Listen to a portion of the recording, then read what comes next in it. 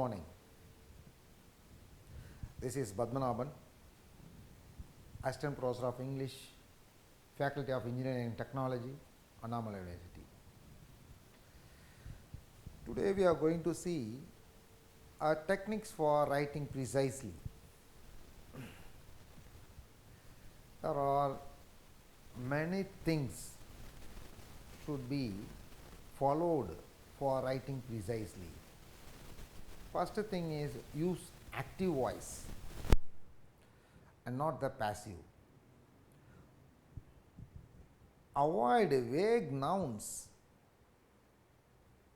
Use words, not their definitions. Avoid noun strings. Convert nouns to verbs.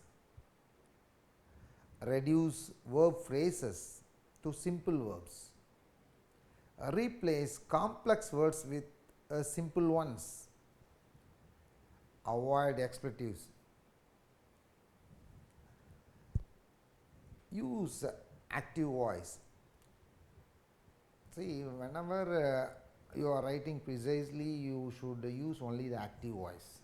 Especially in the abstract and discussion section, it's important to state clearly whether the presented result or idea is yours, whether it has been established by someone else. Avoid vague nouns. Phrases are formed around a general noun such as aspect, degree and situation clutter sentence. For example, before, she is an expert in the area of international relations. After, she is an expert in international relations. Use words, not their definitions. Replace explanatory phrases with a single word that gives explanation.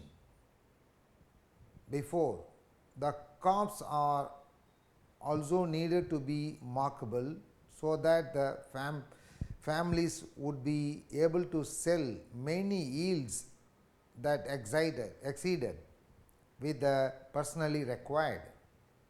After, the comps are also needed to be marketable so that families would be able to sell any surplus. Avoid noun strings.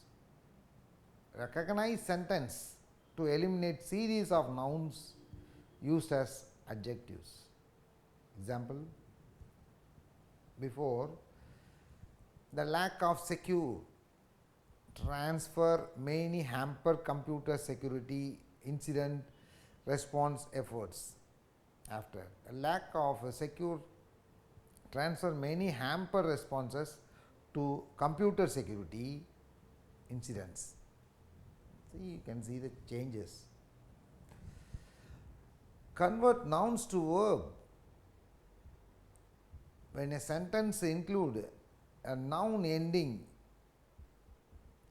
in, tion, change the noun to be a verb to simplify the sentence. Before, they will collaborate in the creation of new guidelines. They will collaborate to create new guidelines. They will collaborate in the creation of new guidelines. See next. They will collaborate to create new guidelines.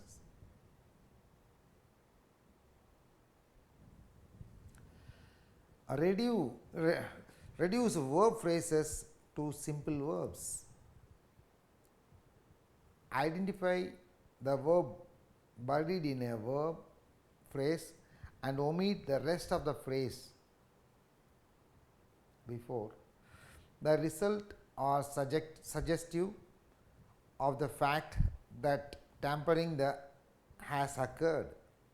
The results are suggestive of the fact that tampering has occurred. After the results suggest that tampering has occurred. You can see the results are suggestive of the fact that tampering has occurred. Next, see that the results suggest that tampering has occurred. See the difference. Avoid exclamatives. Don't start sentence with there is.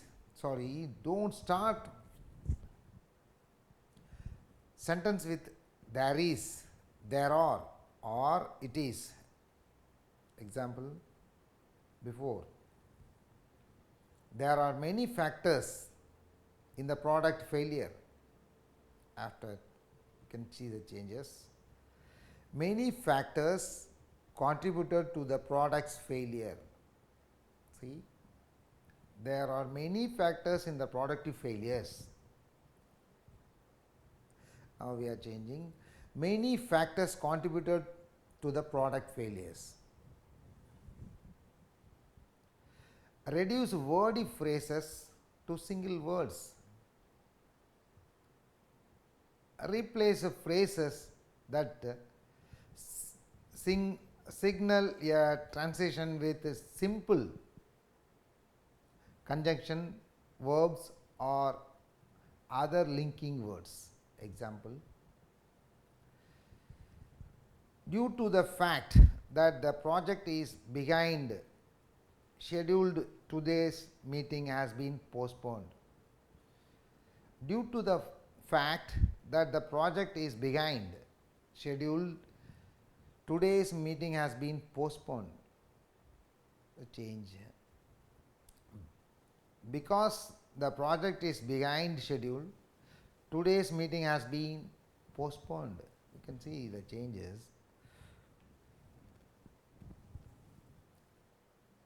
Replace complex word with simple ones. Choose simpler synonyms for multisyllabic words. Example, the department will disseminate the form soon. After, you can see the change. The department will pass out the form very soon. The department will disseminate the form soon. The department will pass out the form soon.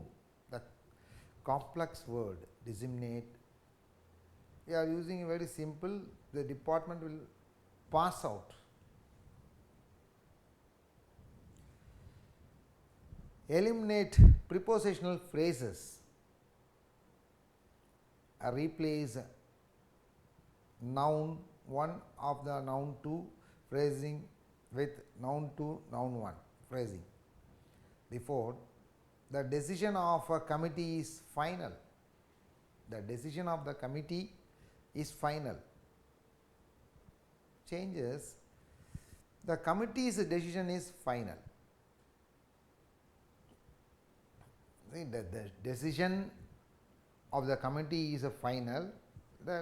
Just giving a change, the committee's decision is final. Omit unnecessary details. When we strive for clarity and precision, expression, information can be distracting and as such a barrier to understanding. To decide which details are necessary and which not, we need to clarify first what message we want to convey the audience and decide about the details accordingly. We should not give unnecessary details in a paragraph. It get collapse. You have to arrange what is should be given first and the next. Be cautious with the pronouns. Pronouns can bring ambiguity into your text when it is not absolutely clear what they refer to, and that's almost always the case. Instead, use a more specific proform that makes the reference clear. Proper organization.